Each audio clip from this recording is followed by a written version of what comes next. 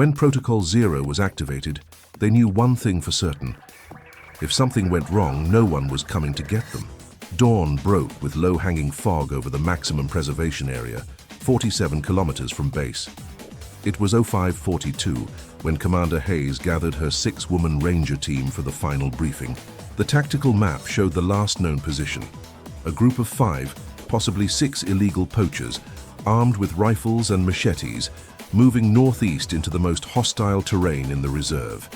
This wasn't a routine operation. The terrain was unstable, communications were intermittent, and the weather in the mountain range could change within minutes. But there was one rule that made everything even more critical. No external forces could enter the area for 24 hours to avoid a larger armed confrontation. They would be alone. Hayes studied the faces around the briefing table. Each one showed the same controlled tension she felt in her own chest. Protocol Zero meant no backup, no reinforcements, no cavalry. Just 6 Rangers against unknown odds in terrain that killed the unprepared. Questions? Hayes asked. Rivera leaned forward. Rules of engagement? Same as always. We're law enforcement, not executioners. But if they fire first, you're cleared to respond. Hayes paused. These men chose this location for a reason. Remote, defensible, multiple escape routes. They're not here by accident. Parker checked her communication gear one final time. Radio coverage is spotty at best in those mountains. We might go dark for hours. Then we operate on training and trust, Hayes replied. We've done this before. Not under Protocol Zero, Mitchell said quietly. Hayes met her eyes. No, not under Protocol Zero. The team moved out in single file through the dense forest. Each step was calculated, every movement measured. Only natural sounds filled the silence. Distant birds, leaves under boots controlled breathing. Progress was slow because the terrain forgave no mistakes. Hayes had handpicked this team over the past 18 months. Rivera, her second in command, had grown up in these mountains and could read terrain like most people read books. She'd been a wilderness guide before joining the service, knew every ridge and valley within 100 miles. Parker was their communications specialist, though today that expertise might prove useless. She'd spent 6 years in the Army Signal Corps before transferring to Forest Service. Bennett had completed advanced tactical medical training in addition to her Ranger certification. Trauma care under fire, field surgery, emergency triage. Mitchell was the youngest, on her 3rd field operation, eager to prove herself. She'd graduated top of her academy class, but still had that raw edge that came from limited field experience. And Collins, their tracker, could follow a trail that was 3 days old through running water. Apache heritage, raised by a grandmother who taught traditional tracking methods that most modern rangers had forgotten. They'd trained together, bled together in exercises, and now they'd see if all of that preparation meant anything when the stakes were real. The first hour passed without incident. The forest was thick here, old-growth timber that created a canopy so dense that noon could look like dusk. Moss covered everything, muffling sound, making each footstep a careful negotiation between silence and progress. Rivera raised her closed fist. Everyone stopped instantly. 10 meters ahead, nearly invisible among the foliage, was a makeshift trap, a steel snare with a branch trigger. Rivera marked the position over short-range radio. Hayes confirmed, and the team diverted silently using hand signals. The poachers weren't amateurs. This had stopped being a simple intercept mission. Hayes examined the trap more closely while the team held security. The wire was new, no more than 48 hours old. Crude construction, but designed to maim rather than capture. These men planned to stay. The trap was positioned along what appeared to be a game trail, but Hayes noticed something else. It was also perfectly positioned to catch anyone following human tracks along the ridgeline. They're expecting pursuit, she said quietly to Rivera. Or they've dealt with it before. Every 50 meters they found signs of human presence. Broken branches at unnatural angles, disturbed soil where boots had slipped, discarded cigarette butts. American brands, interestingly enough. The poachers were confident. That confidence could be a mistake, or a warning that they had reason to feel secure. Collins knelt beside a particularly clear boot print. Size 11, aggressive tread pattern, military surplus probably. And look here, She pointed to a second, overlapping print. Different tread. At least 2 different people, probably more. How old? Hayes asked. 6 hours, maybe 8. Morning dew hasn't fully evaporated yet. They were closing the distance. The first gunshot echoed like distant thunder through the valley. Hands went instinctively to weapons. The team dropped into defensive positions, scanning for threats. Parker identified the direction, northeast, 800 meters, not aimed at them. The poachers were still hunting, unaware they'd become prey themselves. But the first shot always changes everything. It transforms theory into reality, marks the moment when peaceful resolution becomes less likely and violent confrontation more probable. Collins moved forward cautiously, reading the acoustic signature of the shots like others might read text. She signaled. 3 shots, quick succession. A large animal taken down. That meant the poachers would be stationary for at least 30 minutes while they field-dressed the kill. Hayes made the call. They moved in, increasing pace but maintaining noise discipline. The radio crackled with static. Bass was unreadable through the interference. Hayes tried again. Nothing but white noise and occasional fragments of words too broken to decipher. When the radio fails, every decision becomes final. No calling for advice, no requesting additional intelligence, no emergency backup. Parker activated a backup satellite relay unit they'd brought as insurance. She waited for signal lock. Nothing. The mountains blocked everything, or perhaps the weather was already interfering with transmission. Either way, they were truly isolated now. Rivera leaned in close. Commander, if we can't call for extraction, we complete the mission first, Hayes said quietly. Worry about getting out after we've dealt with getting in. The statement was more confident than she felt. Protocol 0 existed for situations exactly like this, high-risk operations in areas where rapid response was impossible. But knowing the protocol and living it were different experiences entirely. Track split ahead, 3 heading northeast toward higher ground, 2 east along the valley floor. Her deliberate attempt to divide pursuit, classic evasion tactics that suggested either military training or extensive experience evading law enforcement. Parker studied the split. If we divide the team, we don't, Hayes said firmly. That's what they want. We stay together, choose one trail, commit fully. Hayes studied both options. The northeast route offered higher ground, but was more exposed. The valley route provided better cover but limited sightlines. Neither was ideal. Northeast, she decided. If they split up, the larger group went that way. That's probably where their leader is. Mitchell returned from perimeter check limping, supported by Bennett. A concealed hole, the kind that forms naturally when roots decay beneath a thin layer of forest floor. Twisted ankle, painful but not critical. Hayes assessed quickly with professional detachment that masked genuine concern. Bennett would stay close. Pace reduced by 5%. Enough to accommodate the injury without compromising tactical readiness. Mitchell stayed in the operation. In the forest, hiding an injury can kill you.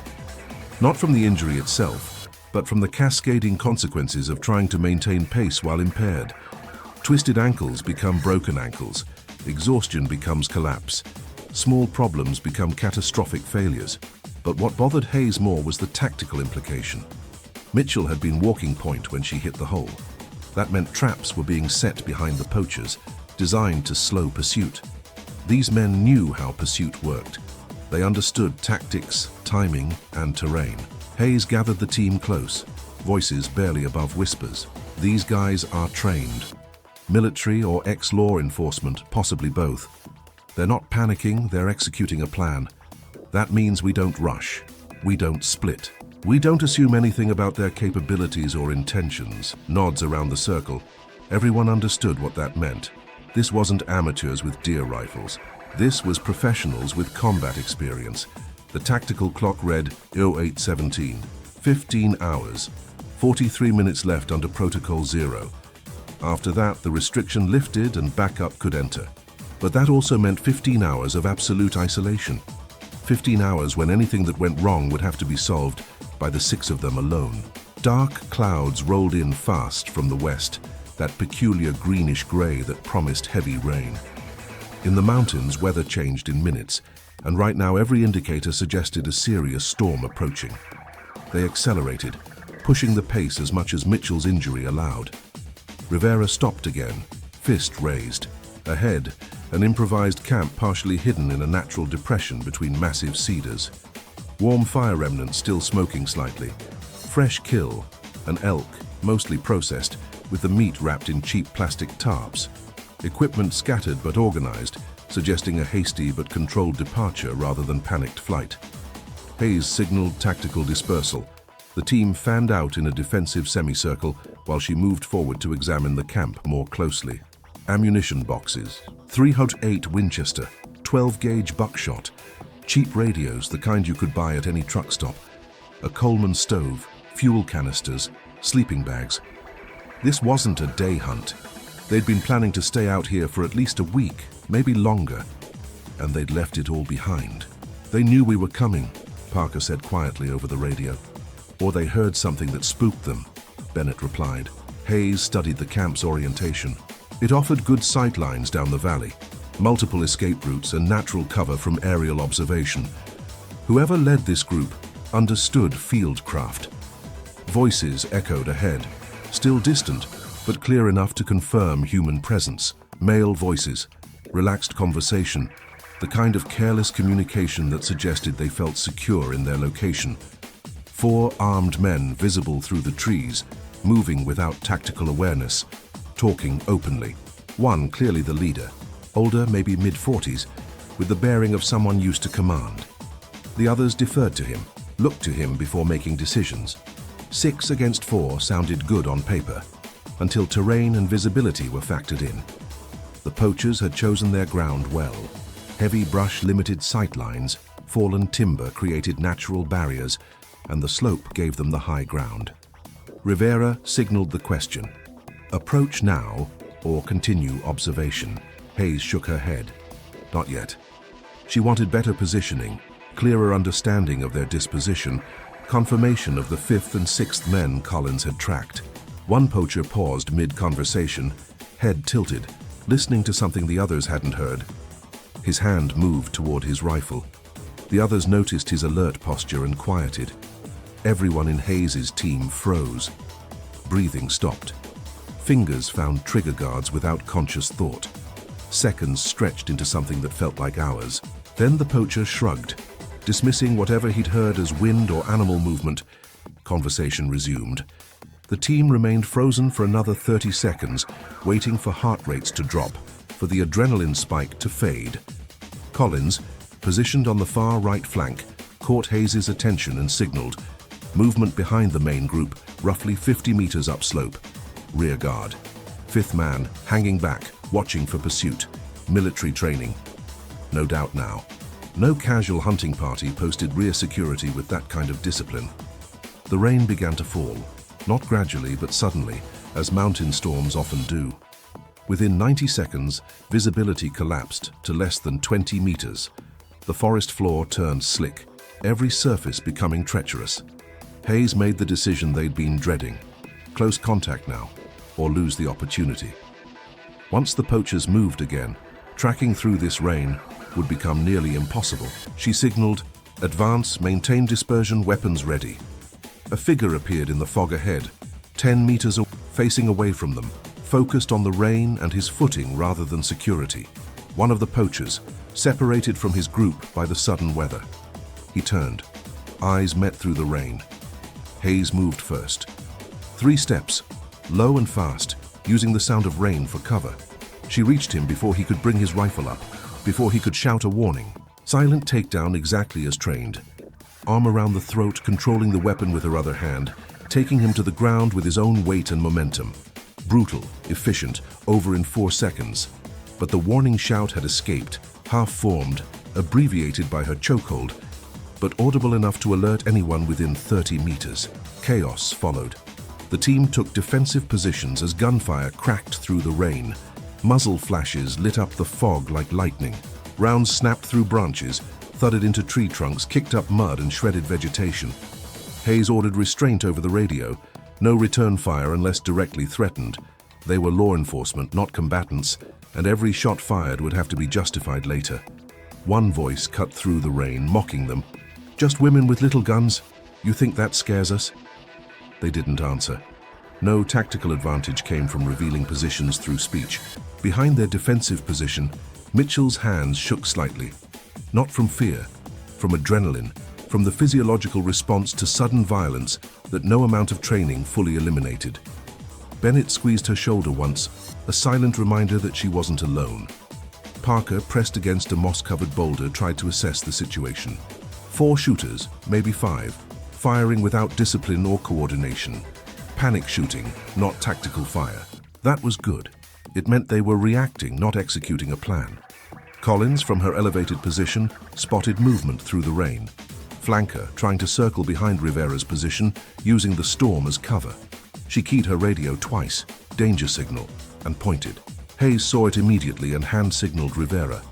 The Ranger shifted position smoothly, bringing her rifle to bear on the flanking poacher without exposing herself to fire from the main group. "Federal agents!" Rivera shouted. "Stop moving or I will fire."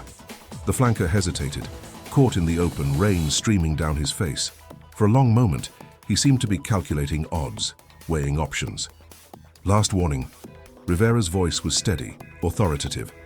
He took another step forward. Rivera fired, deliberately placing the round 2 feet to his right, close enough that he felt the pressure wave, close enough that mud sprayed his legs. He dove for cover, screaming obscenities. The leader of the poachers, Marcos, they'd learn later, tried to coordinate a response. "Multiple positions. Flank left and right. We can..." His voice cut off as his rifle jammed, the firing pin clicking uselessly on a dud round, or perhaps a mechanism too wet to function properly. Hayes emerged from her position, weapon trained on his center mass. "It's over. On the ground. Now." Marcos looked at her, looked at his jammed rifle, looked at his men pinned down by superior positioning and discipline. The calculation took less than 3 seconds. He dropped the rifle and raised his hands. "Down! On your knees!" Hayes' voice cut through the rain like a blade. He complied. The other poachers, seeing their leader surrender, began dropping weapons. One by one, hands rose in the universal gesture of submission. Only the young one who'd flanked continued screaming, more from shock than defiance. "Clear left," Rivera called. "Clear right," Collins echoed. "Clear center," Bennett confirmed. 40 seconds after it began, the engagement was over. All 5 poachers, restrained with zip ties, searched for weapons and hidden tools, positioned where the team could maintain security without excessive risk. But Hayes was still counting in her head. 6 targets in the initial intelligence, 1 she'd taken down at first contact, 5 secured here. That was 6. Except Collins had spotted a 6th man earlier, acting as rear guard. Hayes hand-signaled Collins, 6th man, still out there. Collins nodded grimly. She'd been tracking the same problem in her head. The team maintained security positions while Rivera and Bennett secured the captives. Hayes kept her weapon ready, eyes scanning the tree line. The 6th poacher was either running or planning something. Either way, they couldn't relax. Minutes ticked by. The rain began to lighten, transitioning from downpour to steady drizzle. Visibility improved marginally. Then, from behind a large cedar 30 meters upslope, a voice called out, "I'm coming out! Don't shoot! My weapon is on the ground!" Hayes signaled, "Hold fire! Maintain coverage!"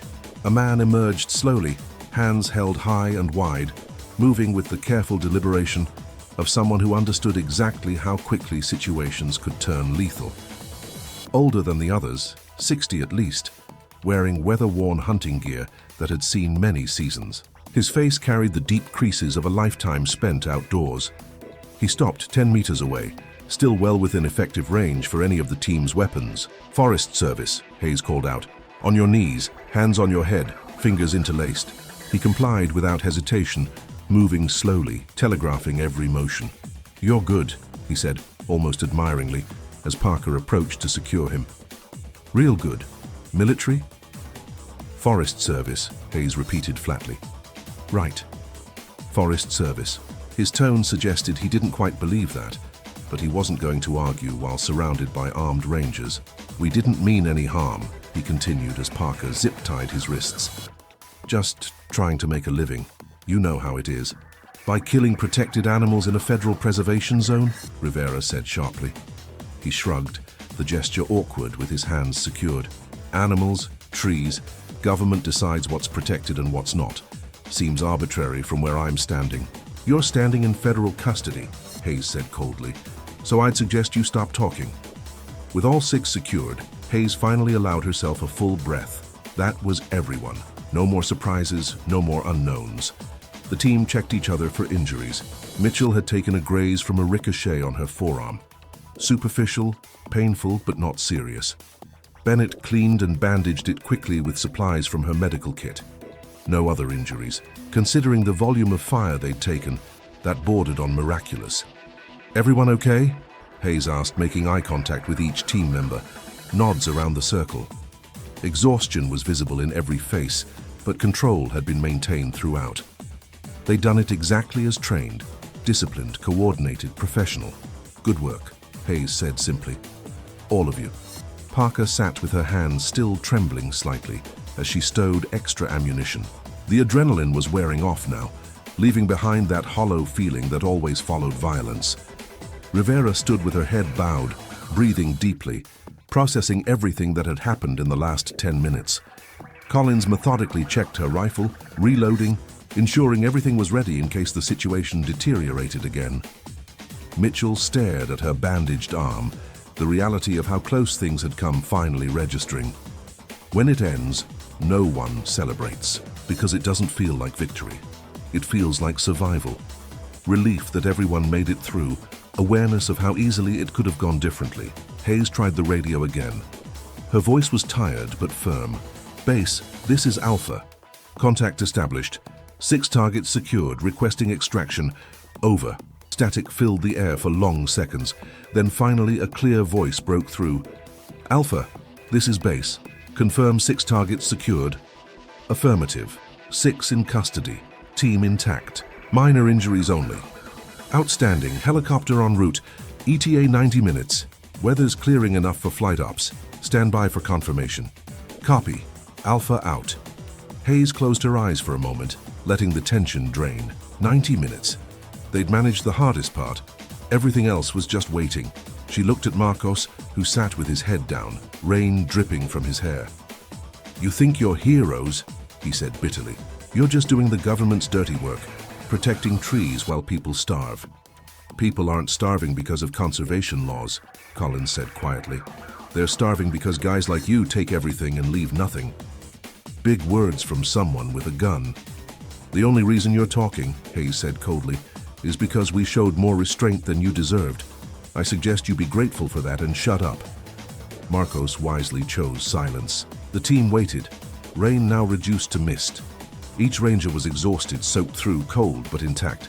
90 minutes until extraction. Time enough to understand they'd done everything right. Followed protocol, maintained discipline, brought everyone home. And time enough to understand that even doing everything right, it could have ended very differently. One lucky shot, one moment of hesitation, one tactical error, and they'd be calling in casualties instead of victories. The helicopter arrived exactly on schedule. Rotors beating the air into submission, creating a downdraft that flattened the grass and sent water droplets flying. The poachers were loaded first under armed guard, then the team. As they lifted off, Hayes looked down at the forest below, dark green canopy stretching endlessly in every direction. Somewhere down there, more poachers were setting up camps, laying traps, killing protected animals. This victory, if you could even call it that, was temporary. Next week, maybe next month, they'd be back out there doing it again. But for today, they'd done their job. Everyone was coming home. 6 hours later, at base, the team emerged from debriefing. They wore clean uniforms, had hot food in their stomachs, but the marks of exhaustion remained etched in their faces. Hayes walked alone down the corridor when Base Commander Wilson intercepted her. Hayes, hell of an operation. Thank you, ma'am. No serious injuries, targets secured without fatalities. Protocol 0 executed flawlessly. Wilson studied her. But, Hayes paused, choosing words carefully. It was too close, ma'am. If Mitchell hadn't maintained composure after her injury, if the radio hadn't cleared when it did, if Marcos had decided to fight instead of surrender, if that 6th man had been less pragmatic, if if, Wilson said firmly, but none of that happened. You know why? Because you trained them not to depend on if. You trained them to handle the situation regardless of variables. With respect, Mom, training only takes you so far. We caught breaks today. Good luck, bad decisions by the opposition, weather that worked in our favor. Wilson's expression softened slightly. Every successful operation has elements of luck, Hayes. The difference between good leaders and great ones is preparing their people to capitalize on luck when it comes and survive when it doesn't. You did that. It didn't feel like winning. It never does, Wilson said quietly. That's how you know it was real. The operations that feel like victories are usually the ones that didn't test you. The ones that feel like survival are the ones where you were genuinely in danger. She paused. Get some rest. You've earned it. That night, the team gathered in the base's common room. Coffee in hands, conversations sparse and quiet. Mitchell looked at the bandage on her arm, watching a small spot of blood that had seeped through the white gauze, marking where the ricochet had found her. Rivera broke the silence. First time anyone's yelled at me like that. Just women with little guns. We weren't the ones with him in our sights. Marcos was an asshole, Parker said flatly. But at least now he knows better. You think he learned anything? Bennett asked skeptically. Probably not, Collins admitted. But maybe the next group will hear what happened here and think twice. Hayes entered carrying a steaming mug of coffee. The room quieted slightly, not out of formality but from genuine respect. Mitchell straightened in her chair. Commander, I want to apologize. For what? Hayes interrupted. For not reporting the ankle immediately, for slowing us down. Hayes sat down, her own exhaustion finally showing. You reported it when it mattered. That's the important part. Trying to hide it would have been a problem. Adapting to it, adjusting, continuing the mission, that's exactly what you should have done. She looked around at all of them. Today was hard. Tomorrow might be worse, but we did the job. We did it together. We did it professionally. And we all came home. That's the only standard that matters. Collins spoke up for the first time since they'd returned. Commander, question. Go ahead. That sixth guy, the old one, he gave up pretty easily. You think he was just tired, or he was smarter than Marcos, Hayes finished. Smart enough to know when the fight was lost. Smart enough to understand that 6 armed rangers with training and discipline beat 6 poachers with rifles and bravado. Think that'll save him in court? Parker asked. That's not our problem anymore, Hayes said firmly. Our job was to bring them in. We did that. What happens in court is up to prosecutors and judges. All of them alive, Rivera added quietly. Could have gone different. Could have, Hayes agreed. But it didn't, because we followed our training, trusted each other, and made the hard calls when they needed to be made. She lifted her cup. To the team. Everyone repeated in unison. To the team. The camera pulls back slowly from the gathered group. 6 women who faced the hardest protocol in the handbook and returned whole. Not unchanged, operations like this left marks that no debriefing could erase. But whole. Together. In the forest, there is no victory in the traditional sense. No parades, no medal ceremony, no triumphant music. There is only the stark binary of survival. You make it out or you don't. But making it out doesn't mean forgetting. It means carrying the weight of what happened, learning from it, growing from it, and most importantly, being ready to go back when the call comes again. The boots lined up at the base entrance bear silent witness to that truth. Muddy, worn, each pair carrying the story of the day's operation in their scuffs and stains. Tomorrow they'll be cleaned, inspected, and ready, because Protocol Zero will be activated again. In a week, a month, a year, it doesn't matter. The work continues, the forest remains vast, and the people who break its laws keep coming. And when Protocol Zero is activated again, Hayes and her team will know what they've always known. If something goes wrong, no one's coming to get them. They are the ones who do the coming. They are the last line between chaos and order, in places where most people will never go. They are the quiet professionals who walk into danger with clear eyes and steady hands, not because they're fearless, but because someone has to, and they'll keep doing it, mission after mission, because that's what Rangers do.